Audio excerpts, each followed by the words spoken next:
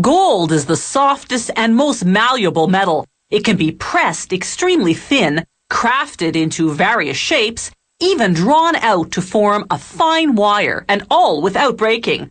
Gold isn't affected by water or oxygen as many metals are, so it doesn't rust or tarnish either.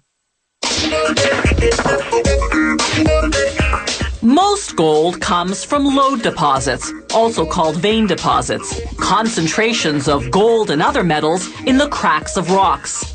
Lode deposits require hard rock mining, the process of removing gold-bearing rock, called ore, by drilling and blasting.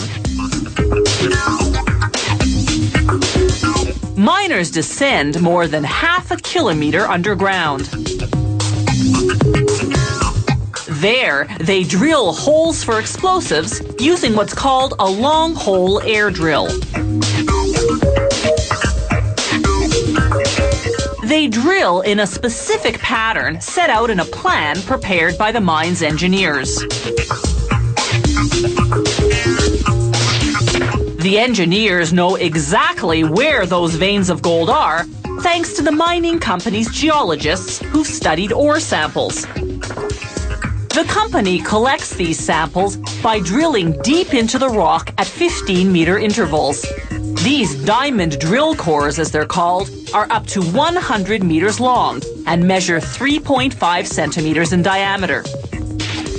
Gold in its natural state isn't pure. It's usually intertwined with silver and other metals. So the mined ore has to be processed afterward to isolate and extract the gold.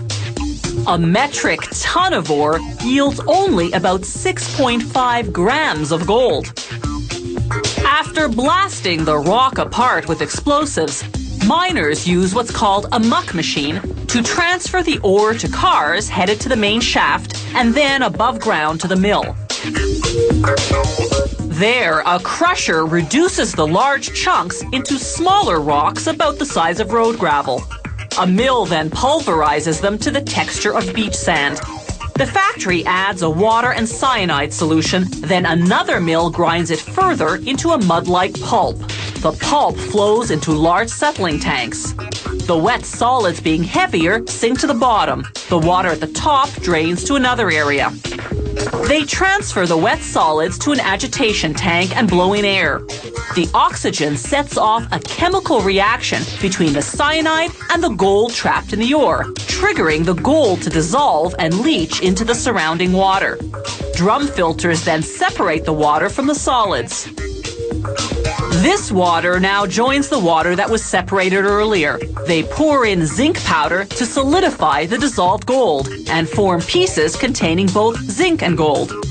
To smelt it into bars, they first have to mix several chemicals: manganese dioxide, fluorite, silica flour, borax, and sodium nitrate. This chemical mix, called flux, will separate the gold from the impurities. They pour it into the smelter, whose temperature is a fiery 1600 degrees Celsius.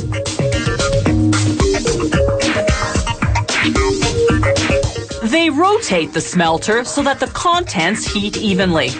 Over 2.5 hours, the heavier gold eventually sinks to the bottom, while the impurities, called slag, float to the surface.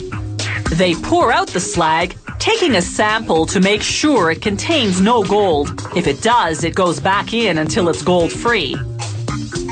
By now, the gold has cooled slightly, so they reheat to 1600 degrees Celsius, then cast into bar-shaped molds. The gold takes about 4 minutes to solidify, then another hour to cool completely in a basin of cold water. They extract the gold bars from the molds and clean off any slag residue. Gold bars are also called ingots. At this stage, the gold is 80% pure.